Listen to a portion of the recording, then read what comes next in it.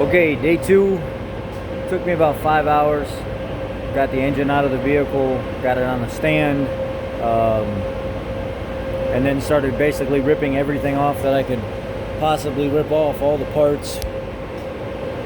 Got everything numbered in the here for like intake 1 and 2, 2-1, 2-2 for the intake. You know, that's my number 1, my number 2, 3-1 intake, 3-2 intake, yada yada. This is how I do it. And then starting from the front on, if you're facing it the right side, working my way over, these are all numbered. They got to go back to the same spot.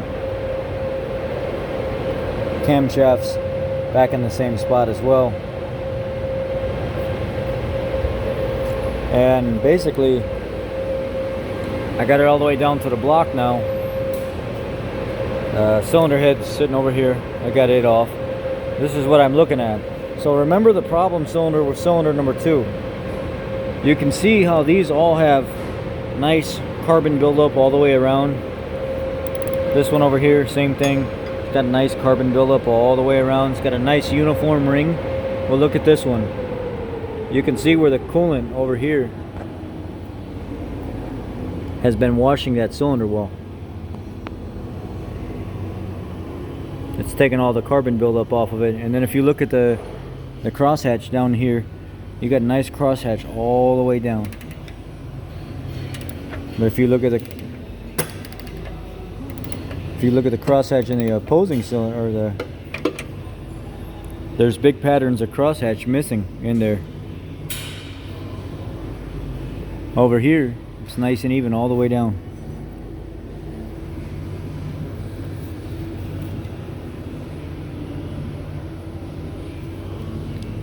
Over here, not so much. It's got some abnormalities.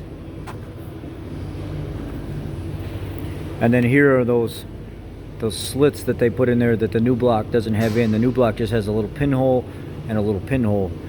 And then that coolant doesn't spill into the other cylinders anymore. Anyhow, that's the progress for day 1. And there's the catalytic converter, the downpipe, the turbo and stuff. Valve cover, kind of got everything set up, all the plastic stuff over here, cylinder head here, and then all my nuts and bolts and things, that cam phasers and stuff kind of sitting on my table up there where I know where they're at. Fuel injector, harmonic balancer, flywheel, whatever, all there. And now what I'm going to do is, before I go home, I'm going to rotate this engine around and go ahead and take the flywheel bolts out in here.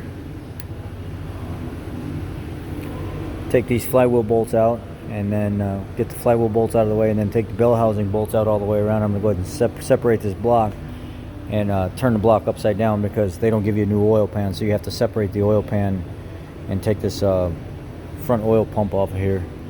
So it's day 2. Thanks, guys.